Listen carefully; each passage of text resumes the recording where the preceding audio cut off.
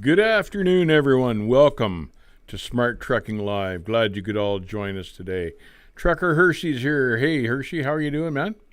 Jonathan Mestrel's here. Michael Mueller's here. Hump Day. Albert's here. He says, hey, you guys from Orange County, California.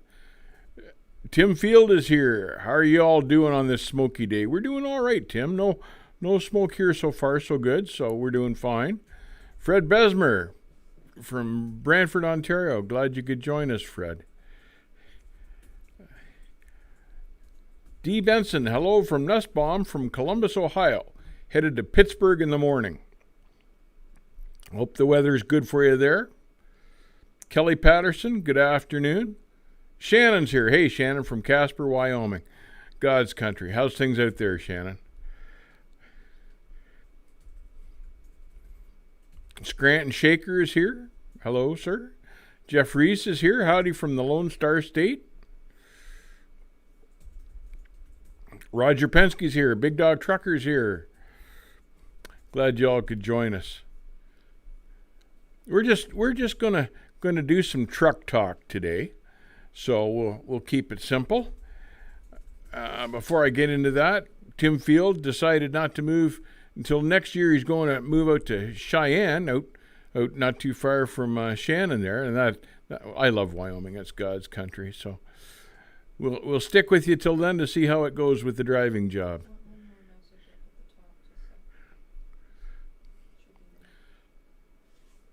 Captain Nice Guy is here. Don't start without me. Oh, we wouldn't dream of that. Laverne's here. Woodstock in the house. Captain Nice Guy. Dealing with a broke down lawnmower today. Not as bad as a broke down truck, but still annoying. I hate anything that breaks down, drives me nuts. So you have my sympathies today, Captain Nice Guy. Well, I guess we'll get rolling. There's Krubayel from Thunder Bay, Ontario, which is my neck of the woods, or farther north than we are. Joe Camp's here. Come on, you guys, you know the rules. You miss your appointment, you go out in the street and wait to see if we can work you in. And that's exactly what they tell you. Benjamin's here. Greetings, Dave, and Miss Catherine, too. Well, we'll get into it here. Today's just truck talk, basically, and I've noticed some of the things on the trucks, the new ones and the old ones, that have changed. And initially, I thought, that's kind of a stupid idea when they did it. Now it seems perhaps they're getting the bugs out of it. One of the first things that comes to mind for what they've done to the trucks is they've all gone to pretty much LED lighting systems. Now, when they first came out, the LEDs didn't generate enough heat to keep the snow off the lenses in a snowstorm or in bad weather. And that was a serious problem because the snow kicks up on the back of the trailer there and blocks out your tail lights and your brake lights and your clearance lights. And I gather they've done a little bit of work on that, so they do generate a little heat now, but still I see them as continuing to be a problem. I'd like to know what your guys' experience is with that last winter, because of course I wasn't out there last winter to see if it's improved any. But the LED lights, while they conserve energy on the truck, they weren't very efficient when you got into a snowstorm. So I'd like to know if you guys noticed any improvement in that direction.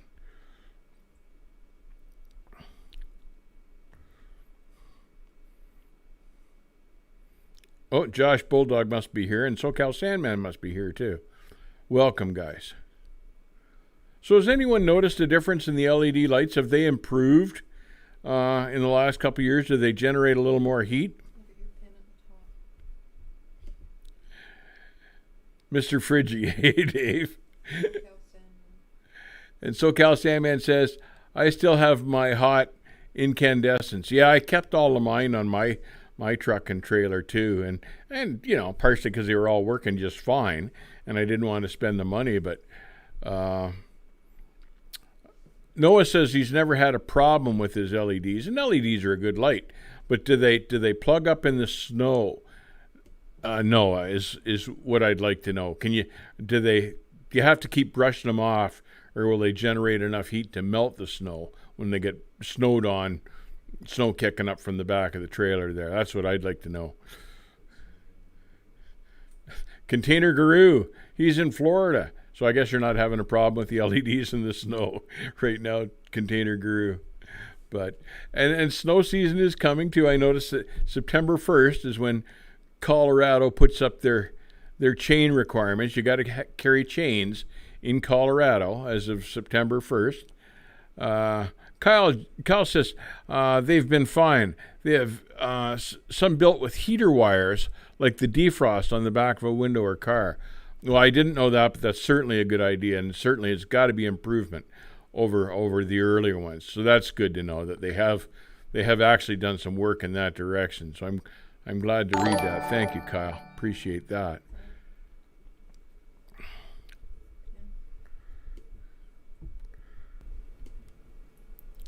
Kelly, thank you very much for the $5 donation. Glad you could make it to the stream today. Thank you very much for the 5 beans.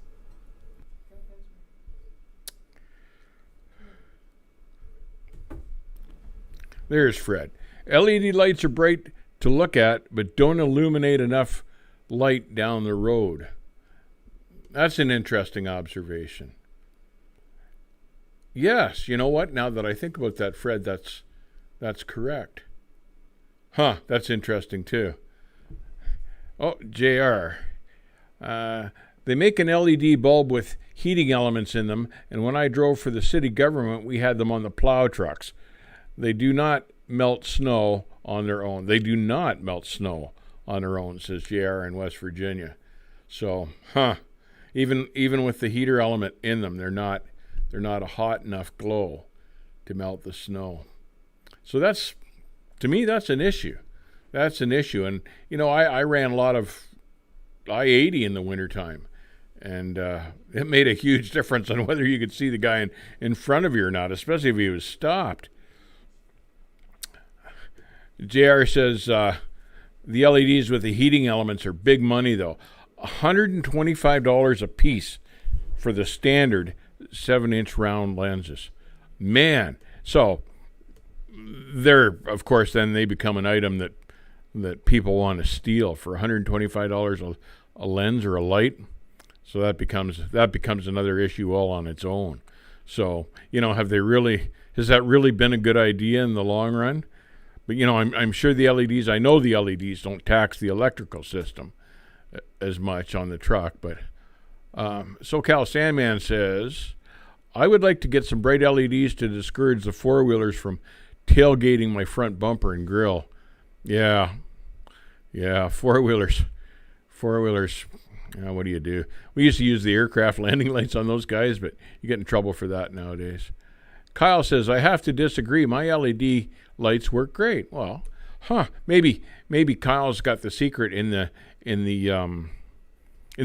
manufacturer of the bulbs that he's using. I always used Grody stuff because I had good luck with it and it had a great warranty. So maybe Kyle's just got a better make of LEDs than what are available to most of us. Maybe that's what the secret is. Something else I've noticed is that the trucks used to have aluminum hoods. A lot of trucks had aluminum hoods. Freightliners had aluminum hoods. Peterbilts had aluminum hoods. And it was primarily for weight savings more than anything else. But you rarely see any of the new trucks. I can't think of a new truck now that has an aluminum hood. They're all fiberglass, and Kenworth will point you out and say, oh, no, that's not fiberglass, it's composite. But it's basically a different type of fiberglass.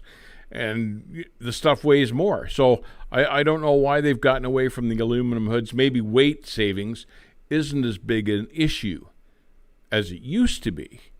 But I just wonder if anyone knows the reason for that they've gotten away from the aluminum hoods. Maybe, and probably, the fiberglass hoods are just easier to manufacture. Maybe that's the whole deal. Cheaper to manufacture. Maybe that's why.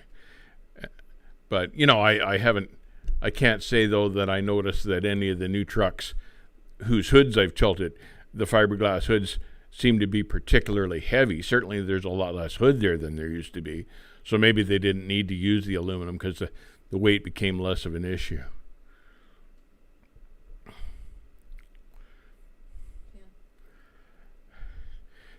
Back to the lights there. The C15, this is Tim Field, the 15 Cascadia with the halogen had big headlights and they didn't create enough heat to melt the frost off. Interesting.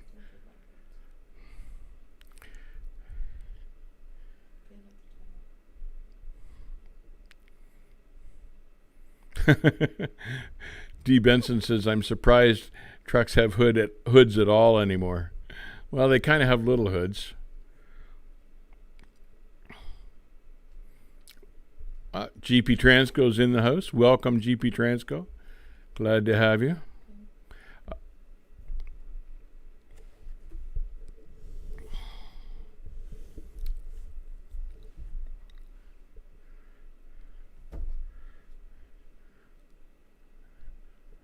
Don't LED use an electrified gas instead of the old style tungsten filament? Too technical a question for me. Kelly, I really didn't have any experience with the LEDs. I don't know if they rely. I don't believe that the ones that I ever saw relied on a gas, but maybe there are some like that.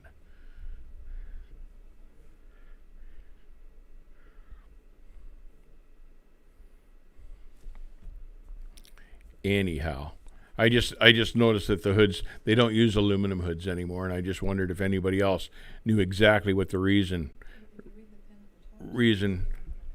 at all for that.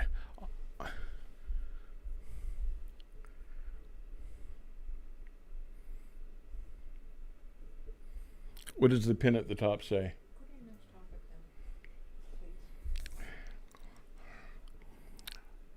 I've also noticed that the newer trucks, because of the 53-foot trailers, generally have a shorter wheelbase, but because of the setback axle, generally they turn pretty darn well. Where I thought that would affect the trucks was it would restrict the size of the bunk that they could put on a truck. And for some of these guys that live over the road for weeks and months at a time, I thought, back then our thinking was that the bigger the bunk, the more comfortable the bunk. You paid a price for weight. But really, if you were going to literally live on the road, it was nice to have some comfortable room in the truck. What I was surprised was when GP Transco sent their Freightliner up here, their new Freightliner. I was surprised how much room there actually was in those bunks, and they're very spacious, and yet the truck was still able to maintain a short wheelbase profile. So that was pretty impressive. That's an advancement as far as I'm concerned in truck technology. It was nice to see that the trucking companies are still thinking of the drivers in terms of room and comfortable equipment that they could put in the bunks, because that was a big deal back then for the guys that lived on the road. And I had all sorts of friends. In fact, Kathy and I had a big bunk truck ourselves for a very short time, but we couldn't handle the weight issue. The thing was 23,000 pounds just sitting there bobtail, and we had trouble scaling the thing with some of the stuff we wanted to haul. But I had all sorts of friends that ran big bunks for years, and they looked good and they were really nice. But that was why they did them, because half the time they didn't go home for a couple of months at a time, and you see those reliable guys. But now you can get a fairly big bunk on just a regular factory truck. That's nice.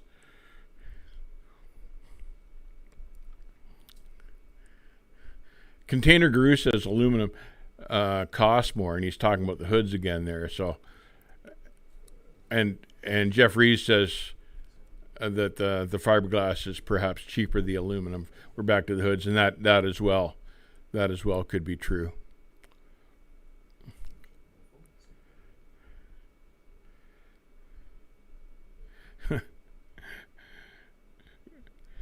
GP Transco, just got our fuel statistics for the past 2 quarters. Fuel consumption is down, by 5%, and on-time delivery is up from 98.2 to 99.1. Thank you, Cascadia. Boy, those are some damn impressive statistics right there. You can't beat that. That's what it's, man. That's really good. That's what it's all about, making money. Well, it's good to see. There's no doubt that the Cascadias are money-making trucks for GP Transco. Well, that's good to know. L rules the world. I'll keep my manual no-touch screen 16 Cascadia rolling for as long as the company lets me. I just can't do the auto. Congrats, GP Transco, he says. Yeah, it's just, you know what, though? I can see that it would be pretty easy to get used to the automatic transmissions, especially if you do like a lot of traffic and stuff like that. Like if you're in traffic jams and do a lot of city work, I can easily see how quickly an automatic transmission would grow on you. And certainly that's something else that's changed too. I read that 80% of the new trucks coming off the line now are made with automatic transmissions because that's where the demand is and that's where the fuel savings are. So you can't argue with that stuff, you know. Hey, Great Cold Lake Logistics, how are you guys doing? Hello from Pittsburgh. Glad you could join us. Joe Jones, maybe the new Volvos that come up with the free Speedo and a pair of flip-flops come with brighter LEDs. Joe, I'm not thinking that's part of the same package. Oh, man. Scott Kuhn says he just sprays de-icer on the LEDs, and that's a good idea too. Mind you, you've got to be fairly tall to get the top of your reefer if it's 13.6, but yeah, at least it'll work on the tail lights and stuff. That's a good idea. Man.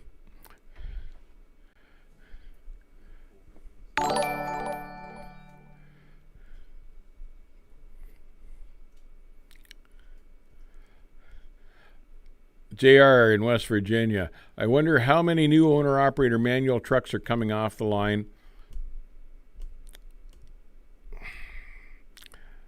with 18 speeds these days. With these 2,000 plus torque engines that come in at 1,300 RPM, I wouldn't think you'd ever need to split.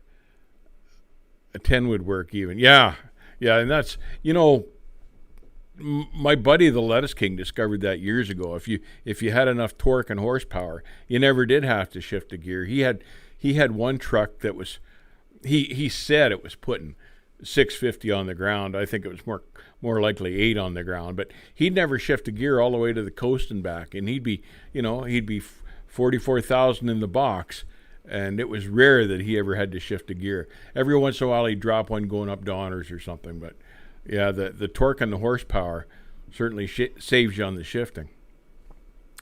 Jonathan, thank you very much for the $20 donation. Hope you're enjoying the stream today, my friend. Very generous. Thank you for that.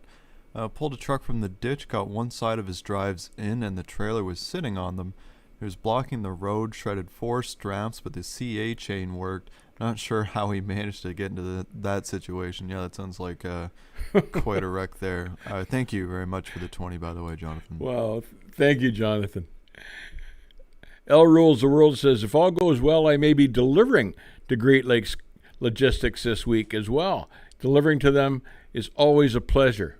Huh, good to know. Yeah, we hear nothing but good things about those guys down there outside of Pittsburgh, so I can well believe that. Good outfit to work for.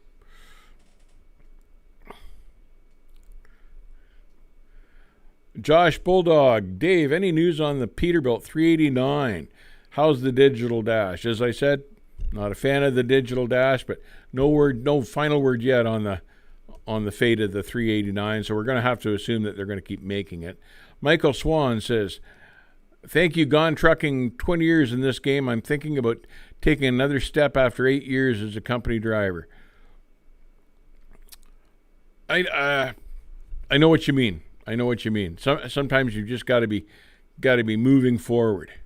So just be careful. Be careful how you step and where you step, Michael. But That's what I kept doing, and every time I did, I was always glad that I did. I was nervous when I did it at the time, but it always paid off. So good luck. Good luck. I'm sure you'll make the right move.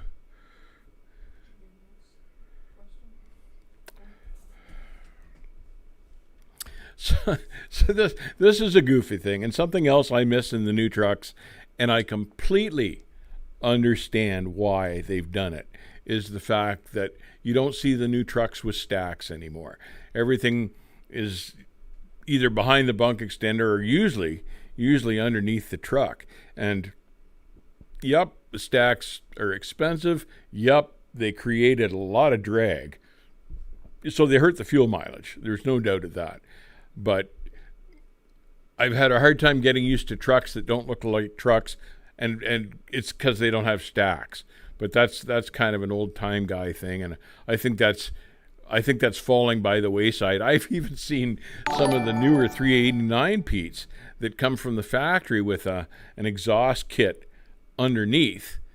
I've seen guys with fake stacks that run up the sides of the 389s but aren't even hooked up. Like if you looked at the bottom of the elbow, they're not plugged into the exhaust system. They're just purely there for looks.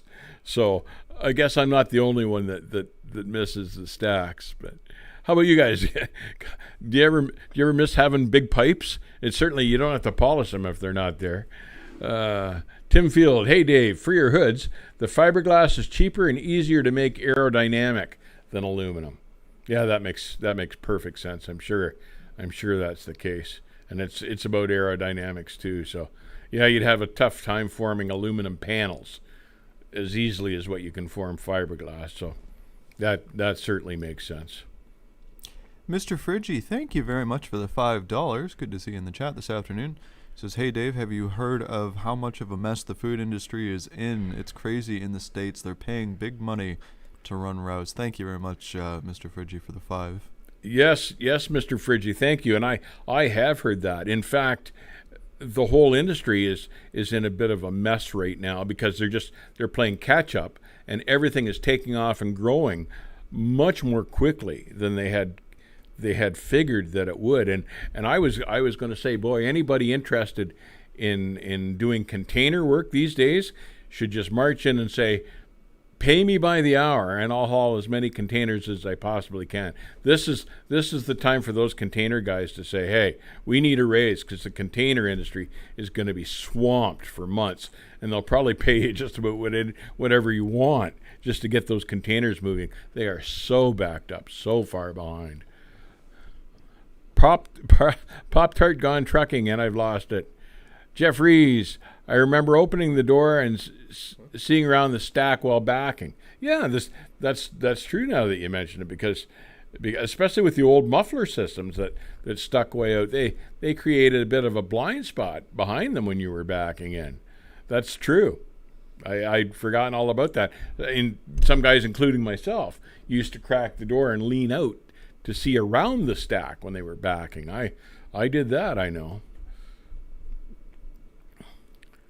So it's probably not a big loss losing the pipes, but still, I think I'd miss them. That's one of the first things about my truck that catches my eye every day when I go out and look at it, or how big and tall the stacks are. Kyle says they don't have real stacks because the DEF eats them. I never even thought about the effect of the DEF on the pipes, but I'm sure that wouldn't do the chrome any good. Nothing, and chrome's no good anymore anyway. I'm on my second set of picket elbows already, and I haven't, even run in bad weather without cleaning them off afterwards, but I still ended up, and the picket elbows are low, and they do the big U, and they're close to the salt and the road, and I've already ended up having to replace my elbows. So certainly they're not as durable as they once were. Rakib says, hey Dave, your last story about the Freightliner passing you was awesome. Thank you. It was something to see at the time, and he was one of the first guys, Michael Davison, he was one of the first guys that I knew that had one of those great big bunks on it, and he had a mural of a Pegasus horse. The truck was a dark blue, and it was all lit up, and that thing would go. Had a set of sticks in it. He changed transmissions a couple times. We have it, yeah. I'm sure we have pictures of that old truck. We will put it up, and it was back when the Freightliners were nice looking trucks. Had a big long hood. We'll see if we can't find a picture of that truck and post it. Red truck, but it's a blue one. Yeah, it was the Freightliner. Yeah, I like that one. Now Michael Mueller says my 389 has real stacks. I like the stacks. I like the 389s, and I like the stacks. I have to admit. Tim Field, the reason for no stacks is because these trucks don't dump smoke out and hardly make any noise, so no point for stacks. That's interesting, because essentially they were there to discharge the smoke, and the trucks don't smoke anymore. But you know what we noticed just in this, I went to work, I parked my truck a couple of years ago and went to work for a lumber yard hauling in the bush, and this new little Freightliner that I was driving had the exhaust system underneath the truck. It had no stack. But my God, on a hot day, you would literally scorch your way through the field with one of these trucks. The exhaust system was so hot, it would literally burn the grass underneath the truck as you went along. So, and they've attributed some forest fires out in the Northwest to those low stacks too. Dry weather.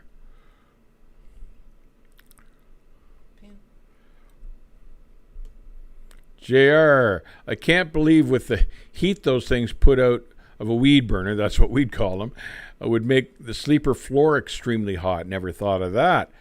I still paint my single 5-inch stacks with aluminized spray bomb every few months, which is a good way to keep the rust off them. But I never even thought of the bunk floors. The little truck I was running had no bunk. It was just like a little day cab. But they get extremely hot. We had a fuel company here that bought all new T680s, and they put the product pump next to the weed burner, and they had a couple fire incidents where the truck would regen, the system would get so hot, and it was sparking the fumes coming out of the product pumps. And they had 12 trucks they had to redesign because they'd made that error. Could have been a fatal error.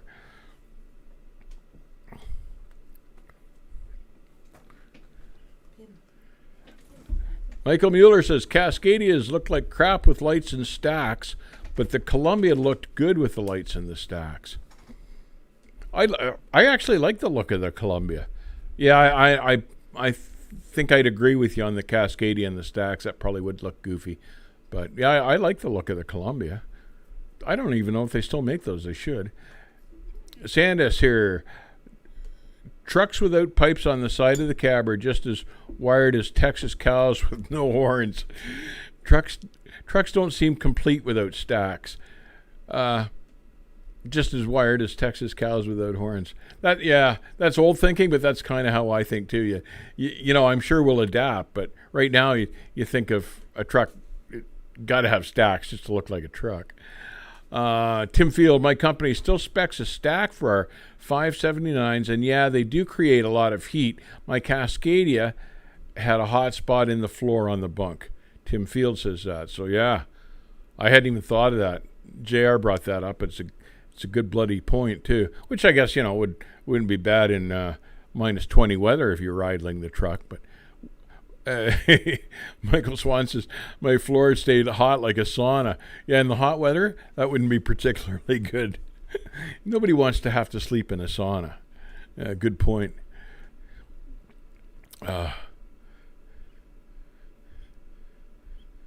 According to Peterbilt Steve, all Pete 389s coming off the line now have the digital dash in the A pattern front of the steering wheel, but the panel in the middle still available with gauges.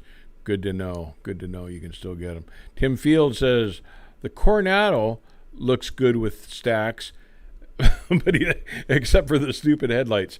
I'm gonna have to. I know what they look. Yeah. I had to think of what the Coronado looked like for a second, but yes, I didn't care for the headlights on those either.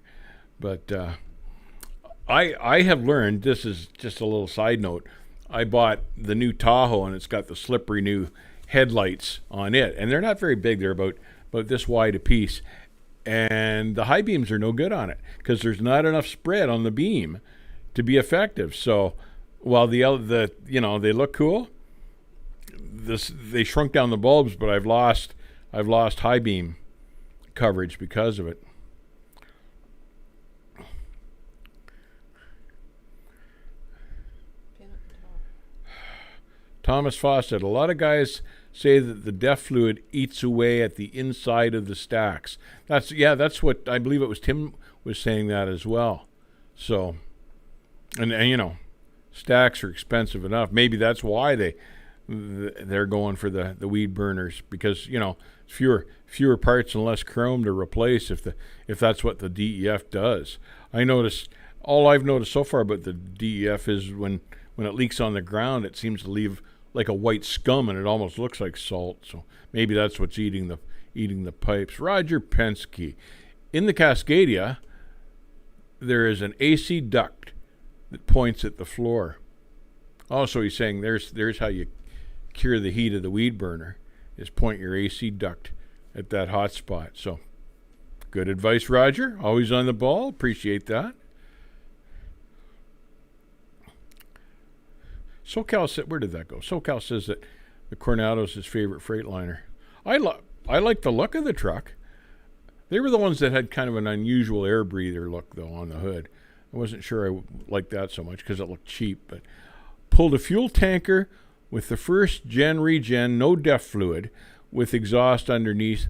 Used to get nauseous after a night of delivering fuel because the fumes were up in the truck. Yeah, I can see that'd be exhaust systems are a funny thing, and you don't necessarily have to be able to see the leak to have a leak. And yes, drivers have gotten very sick from flawed exhaust systems leaking into the cabs and sleepers of their trucks. It's a serious problem.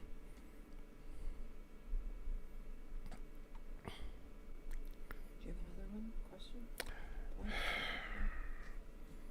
Question? Something else that they're doing with the new trucks, and at first I was all against it. They're getting rid of the mirrors. They want to get rid of the mirrors, the out-hanging mirrors, because of the drag for fuel mileage, and they're replacing them with camera systems.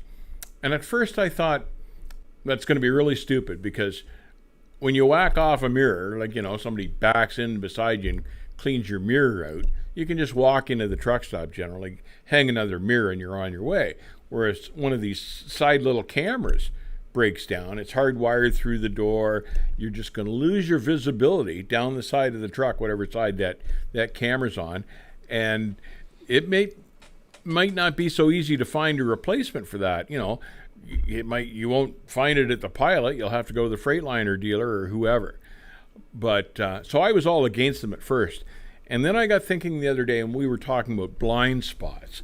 But perhaps if there's any good to come out of these cameras that are going to replace the mirrors, perhaps they can cover the blind spots, particularly on the passenger side of the truck with these cameras, because they can place them to cover the blind spots where, mirrors were never truly really good at doing that on the passenger side. So maybe there's a plus side in these cameras when it comes right down to it. That'll be about the only plus, because I say they're going to be a bugger when they go out. You're just not going to be able to move the truck. You lose a camera. But I don't know. What do you guys think? Are you for or against these things? I can see now. Before I could only see the downside of them. But if they cover the blind spots, perhaps that's something in their favor. Fred Besmer, don't ever try sneaking around scales in Kentucky with Chinaman with that Pegasus truck, Silver 92 and the straight pipes. We both got caught. Fred Besmer. Fred knows the truck. He knows Mike, obviously. So, yeah, Mike got caught more than once behind the scales. I remember a time in Wyoming and a really disastrous time in New Mexico when he rolled the truck out there. I got pictures of that, Fred. But that was something to see.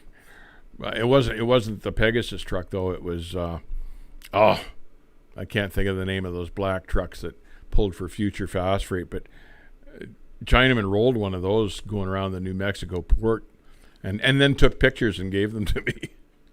JR, talk about the good-looking classic trucks. How about the 9300 Internationals with the quad-stacked headlights?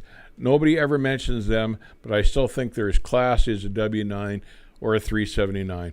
They were a nice truck, and my favorite thing about those trucks were that when you sat in them, it looked like you were at the end of a great big boardroom table. They were a massive hood, and as long as the Kenworth or the Pete hood, but wider, beamier hood. It was like a boardroom table, and you really felt safe driving one of those things because you had a ton of hood out in front of you.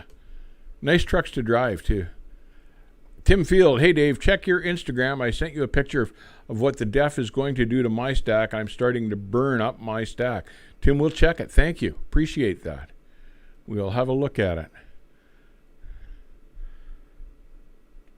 Oh, I need to take a drink here, but pardon me? Jack Burton, taking the mirrors off a truck would be like cutting the ears off a basset hound. I know. It's going to affect the look too, just like losing the stacks. It's going to be hard to see a truck go by you with no mirrors on. You're going to go, what the heck was that? Something wrong there. Hard to put your finger on for a second, but yeah, it's going to look a little weird.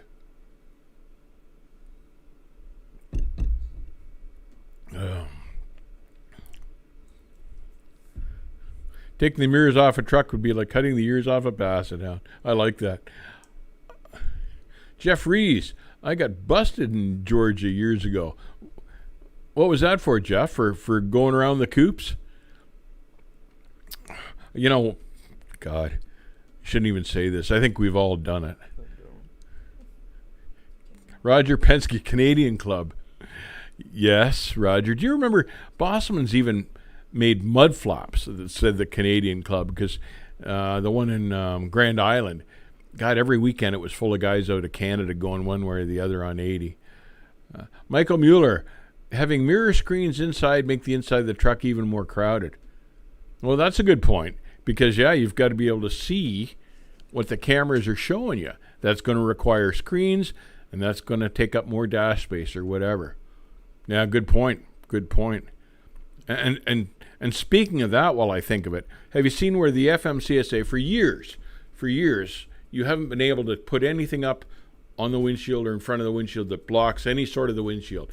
A lot of states will pull you over for a low visor, having your CB sitting in the window. Anything that blocks your vision out the windshield was illegal, according to the FMCSA. But now they're going to let these companies mount these monitor systems in the glass and block the driver's vision.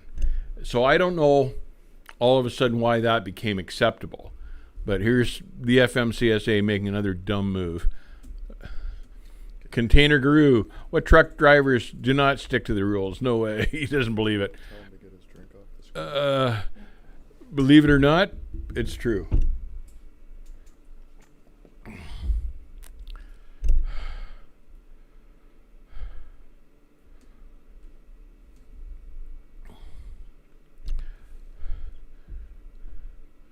Darkfire, Tesla truck compared to an old Pete 359. There's no comparison. Peters are always pretty. The Tesla trucks look like a smart car that wants to pull something, and maybe it can.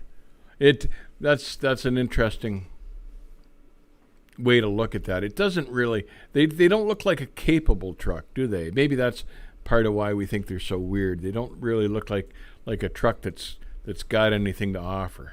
But certainly, apparently they do. Apparently they can pull like Jack the Bear. But now they're finding out too. They had been touting that these trucks would have a 500-mile radius. Well, now they're saying, well, only on a full charge battery, but it's harmful to the battery if you give it a full charge. So we want you to give it an 80% charge. And then they leave out the part about, well, of course it won't be able to go so far between charges. So there's there's the latest from the electric truck industry. Michael Mueller says the mirror screens are bolted on the column that separates the windshield from the door. Is that where they put them? That still blocks part of the view. So there's only so much room in these cabs.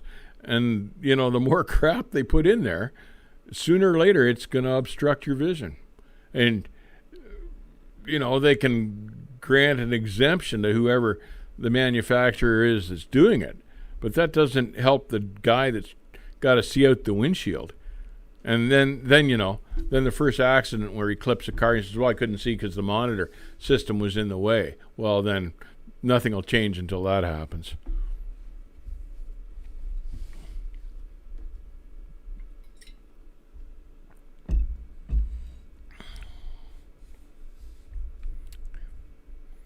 Kelly Patterson could use a HUD-style system where the camera projects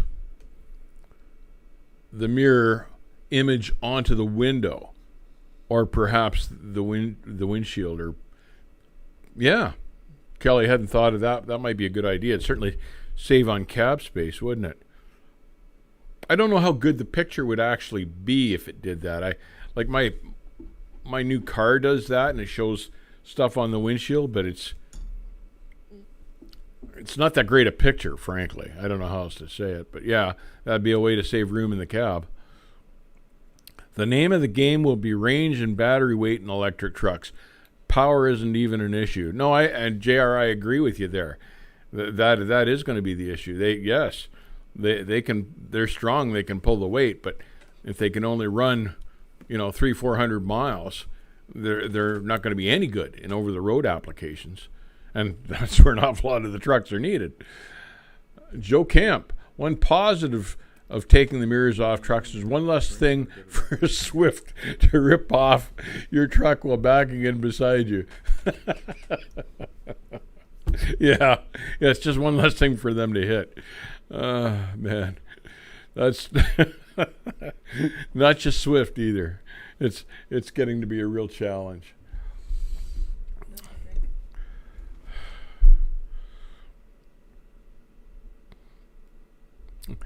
The coldest thing says, and they will just say the truck condition is the driver's responsibility, even though he or she doesn't own the truck.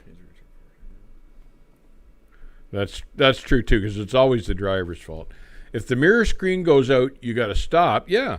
Or if the camera goes bad, nothing beats the mechanical stuff. Yeah, we were always taught that simple is best. The KISS system. Keep it simple, stupid. And the more stuff you have like that, the more stuff you have that can go wrong. So I don't know. Captain Nice Guy, Joe Camp Park, far, far away from Swifty Swift. Poor old Swift. SoCal Sandman, I had a nightmare the other night where two Swift trucks backing in on both sides of me. Hard to sleep in that situation. You're just kind of lying there, eyes open, waiting for the crunch. Poor old Swift. But, I hate to say they get what they deserve, but everybody else in the parking lot takes a beating as well. It's not just the Swift truck. It's everybody they hit in the meantime.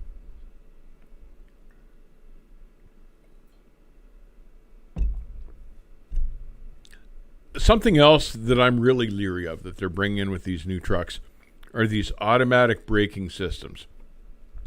And honestly, those things scare me because I just can't imagine when the braking system comes on slippery road or when you're not ready for it or on a curve with it's icy or something like that. And the truck can't determine that, I don't think. So there are going to be applications of brakes happening when they shouldn't be on. And I have a real problem with that. And they're talking about mandating that now as something that's going to be standard equipment in the newer trucks. I think that's a serious mistake. Michael Mueller. I miss trucks where the fuse box was 2 inches by 2 inches versus 10 inches by 10 inches. Yeah, and you don't ever want to have to get in there and look to see what fuse needs replacing, because there's so many of them in there. You just, it used to be simple. You could see which one was blown, swap it out and replace it. Not these days, not with those. That's true. Yeah, the electronics in trucks have really gotten confusing. Jeff Seaves, hi Dave from Moncton, New Brunswick. Have you ever been to Newfoundland? Yes, I have. One time. It's beautiful there. I can tell you it's very windy. I saw an awful lot of moose, but it's a beautiful province. What most electric vehicle enthusiasts are looking to are the development of better batteries, like solid-state batteries, to deal with the power to weight issues. I understand that's the biggest battle they have with the electric trucks right now is developing and designing and producing a battery that will actually do what they want it to do. And that's what's held up Tesla's production and sale of their trucks. They just can't find a battery that they're happy with. And, you know, it's great to have a truck, but if it only goes 100 miles, it's not a whole lot of good to anybody. And that's the battle that Tesla is having. It's the truck's fine. They just can't get the battery to work the way they want it to. GP Transco just added a teal Chevy Trailblazer to the fleet of our loaner cars for our drivers. Comes in teal from the factory. Looks like Chevy is borrowing some ideas from us. That's interesting. We've got a construction company up here that's running Chevy pickup trucks that are teal, and we've both seen them and commented on them. So maybe you guys have set a trend down there, and it is. I like the color. So maybe you've established a trend, and Chevy's gone, yeah, look at that. We got to do that, and they've taken your idea and run with it.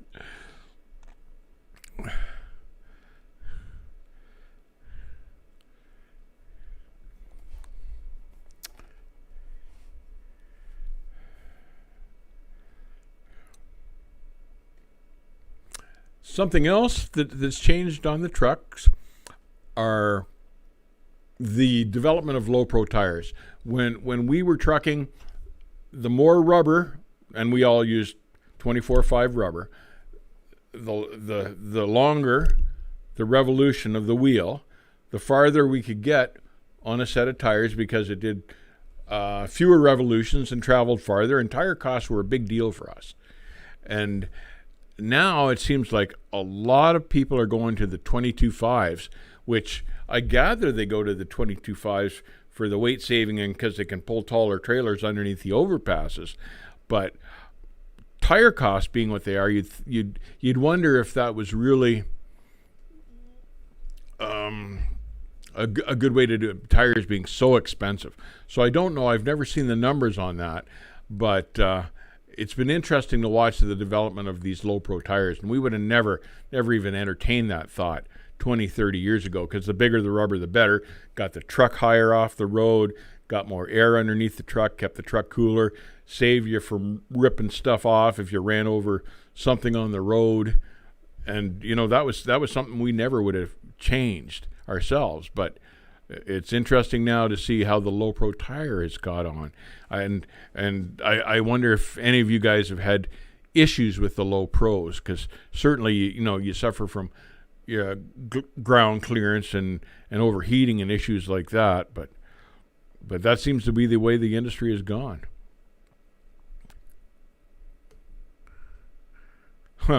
Michael Mueller, I would say mandate backup lights on trailers. Michael, I would say backup lights and backup cameras on the trailers. And I don't know why they haven't done that. And I don't think that would be, maybe it's the cost, but I don't think that would be particularly tricky to do. And just have it part of your pigtail when you plug in, or if you have to run the second pigtail, just so you have a camera that's plugged into the back of every trailer, and you could literally see the trailer as it hits the door.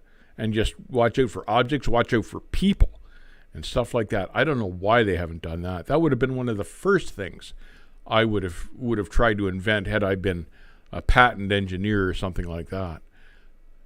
But yeah, I agree with you. The backup lights and, like I say, backup cameras on the trailers. JR says, I still like my 24.5s. Yeah, JR, I've still got them on my truck. That's what I like to run.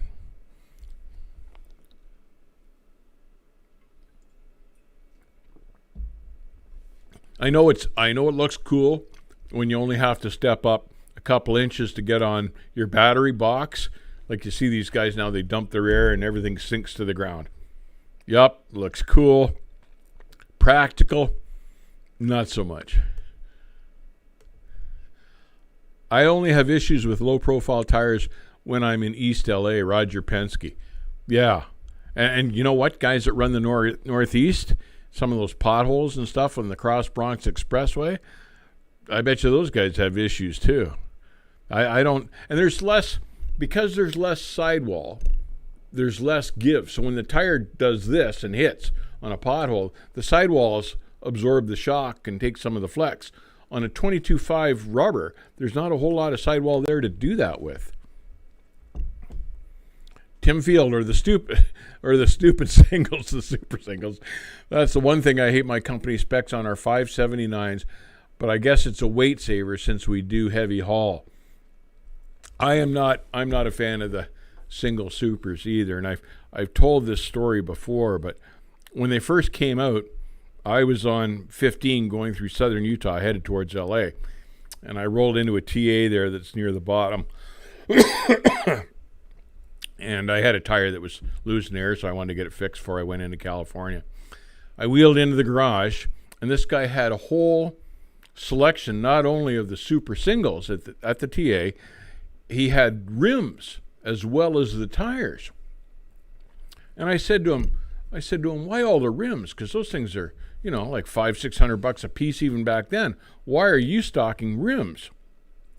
He says, because when a super single blows, he says, it drops down. There's no tire beside it to support it.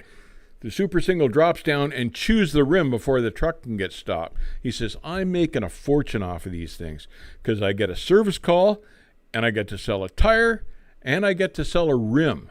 He says, it's a $1,500 service call minimum every time I go for a flat tire on one of those guys with super singles. I thought, wow, you sure wouldn't want to be paying that out of your own pocket. Super singles are good as long as they are not recaps. That's Michael Mueller says that. Michael, I never found any recaps were any good, frankly. I never ran recaps. They say that the secret is to monitor your air pressure constantly so you don't blow the cap. But in really hot weather, like down on in Arizona and that in the summertime, that's all you see is recaps all over the road. I think the proper pressure probably helps. But I just don't think there is good a tire. Tim Field, they have no traction during the winter. The amount of times I've almost jackknifed and got stuck. This is the super singles he's talking about. And part of the super single deal seems to do that they like to do like a low tread tire, the idea being aerodynamics and fuel savings. The problem is they get no traction. So you've got this big wide rubber spread trying to wipe its feet in the snow and it can't dig in. Unlike, a lug tire, a regular lug tire that a guy would have on a drive. So, yeah, I don't think they're very good at all in snow. And my truck had to be able to go anywhere, anytime. I couldn't afford the luxury of having tires that save fuel but wouldn't work in the snow. Laverne says they use 22.5s. Yeah, I think most carriers do now use the 22.5s, and I gather it's for weight savings and for bridge clearance and stuff, so they can have a higher trailer. But it wouldn't be me. I guess that's all I can say. It wouldn't be me. The nice guy. I'm afraid to read this. I met many good Swift drivers over the years. I know they hate the bad publicity the company gets. Michael Mueller says, at Smith, we all run super singles. If you take care of your tires and never had issues in the winter either. And Smith is out of PA and they get serious winter there. Huh. Well, that's a new take on them for me then. That's good to know. SoCal, I got over 773,000 miles on my last set of Bridgestone 726 tires. And those, he's not talking super singles, he's talking regular drive tires. But that's pretty damn it. Can you show me that back again? How many miles did he say he got out of those? 773. That's incredible. Boy, you must be just a bear at monitoring your tire pressure and doing everything right. That's the best I've ever heard of. Boy, that's really good. Laverne says he meant 24.5s. Good to know. Laverne, because I thought they were becoming a thing of the past, but I still like them. The worst combination, bias ply recaps in the summer with 50K in the box. That's what we have to deal with in these containers and chassis, Tim Field. Yeah, they don't tend to put great tires on container chassis. I've noticed that. And you'll notice too when the container guys get pulled into the scales, the tires and the brakes are the first thing that those scale guys want to have a look at with those container chassis. So it has turned out, I was afraid to see what Captain Nice Guy had about Swift drivers, but it turned out that it wasn't as bad as I thought it was going to be.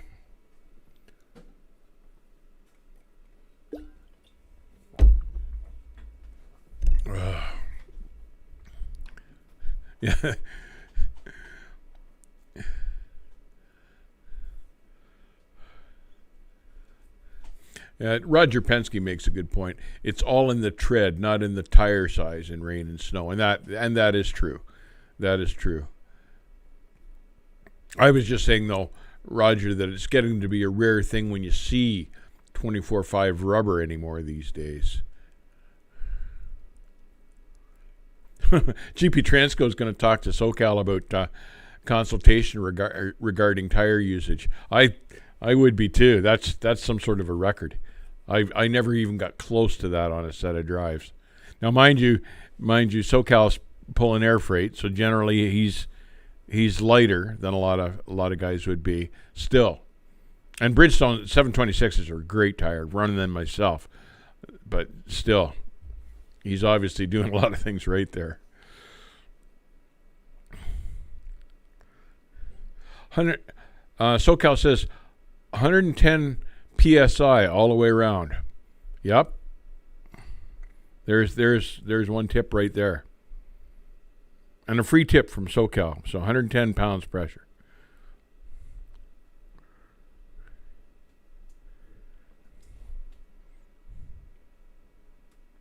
My trainer had 350K on the original drive tires. Still had great tread. I thought he was lying. Maybe not, though. Some guys, if you really pay attention to your tire maintenance, you can generally do pretty well. Now, I think that requires a good quality tire in the first place, like a 726 Bridgestone, man, or a good Michelin. They're hard to beat. But still, you can't be neglecting them. You've got to be on the tire pressure. I noticed GP Transco's truck, when it was up here, it had that cross-flow system, whatever they call that, so to equalize the tire pressure on the drives between the two tires. Those are a great device to have, too. They're not cheap, but they're certainly worth having, and I would recommend a set of those.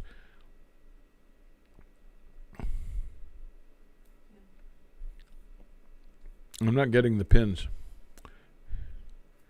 Michael Mueller, to ensure your tires last, to rotate monitor pressure. Yeah, to rotate monitor pressure, correct weight distribution. Personally, I like to run more weight on my trailer since the trailer tires are cheaper, and that's certainly true too. Try that pin again. I had it and I lost it.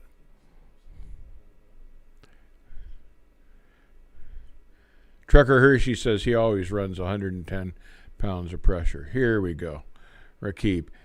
If we all love classic equipment like trucks, engines, or even some electronic stuff, why aren't companies keen on keeping or making the things that people love? Why the uglier stuff as the days go by? That's a pretty valid question, and I've wondered that myself. I know some of the ugly stuff is simply for fuel mileage, and that's become a real issue anymore these days. But it's a good question. It's a good question. I was thinking that too when they whine about the driver shortage and they're trying to attract drivers, and yet some of these trucks, there's no appeal to them. So it's hard to get a guy to live in a truck like that or buy a truck like that when there's absolutely nothing about them that they like. Pardon me? No, not everyone feels that way. Some guys just see it as a piece of functional equipment, and they don't care. But I always did. I cared. I if I was going to spend that kind of money on a truck, I had to like it. I can run super singles with proper maintenance to about 400,000. I have my company rotate my tires every 45K and run super singles at 100 pounds. Michael Mueller. And there's another key to it too, is tire rotation. And I was always a bear about that. And you watch that, and I'm sure SoCal does that, constantly rotates his tires, and that will really help them go a long way as well. That's a good practice. Jack Burton took the words right out of my mouth about the backup cameras. Have one on each corner and have the screens for each built into the side mirrors. That way, if the camera fails, you can still use the mirrors to back up. That's a good idea. Yeah, better to have both. Yeah, that's a good idea. Probably won't save on the fuel, which kind of defeats some of the purpose, but yeah. I suppose the cameras could actually record events, too, if you ever needed them to, which might be a plus. Tim Field, Roger out here in Colorado, it's almost all bias ply recaps. In Colorado, very rare to find a DCCP with radials and never on a track. No kidding. Bias ply tires. JR, government fuel economy and emission standards mean that we can't buy. Oh, here's a good answer. Can't buy what we want. We have to buy what they let us. Companies will make what sells until they're told they have to make changes. Yeah, JR hits the nail on the head. It's not really like we have a choice a lot of the time. They pretty much dictate what's on the market for us. That's true. Good point, JR. That's true.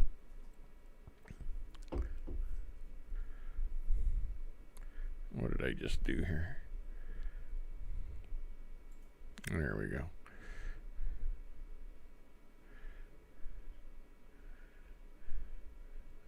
SoCal says don't buy recaps. I agree. I never bought recaps. Didn't trust them, didn't like them.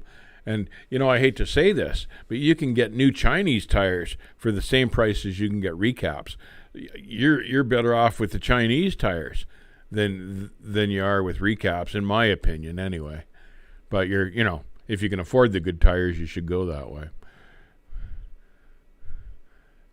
Do they still run spokes on port container chassis? Roger Penske, we should ask you that. You probably know that. He's talking Dayton wheels on chassis. Do they still do that on container chassis? I don't know. I wouldn't be surprised though. Michael Mueller, truck need verbal backup confirmation saying, "Get out of the way, I'm backing up." Yeah, look like a little speaker system that just yells at you. There have been a couple of the rail chassis are a different animal than the ocean container shippers, says Roger. I was at a dock one time where that happened, where a guy backing in pinched another guy up against the dock. His co-driver, oddly enough. Why the guy got behind the trailer, I don't know, but it killed the guy. It was awful to see. I'd never want to see that again. But yeah, anything they can do to help cover the back of the trailer as it's backing up, I think would be a plus. I don't know why they haven't developed that. Kelly Patterson's using my word fugly. Yeah, fugly. We're a contradiction. Yeah, one of my favorite words. Yeah, Kelly, you're right. Well, I guess we should cut loose for the afternoon. I've loved chatting with you guys. I always do. Before we go, I want to say that I need everyone to stay safe again this week. Keep the rubber side down. Anything to add there, team? and we'll see you on the backhaul. Take care, everybody. Good night.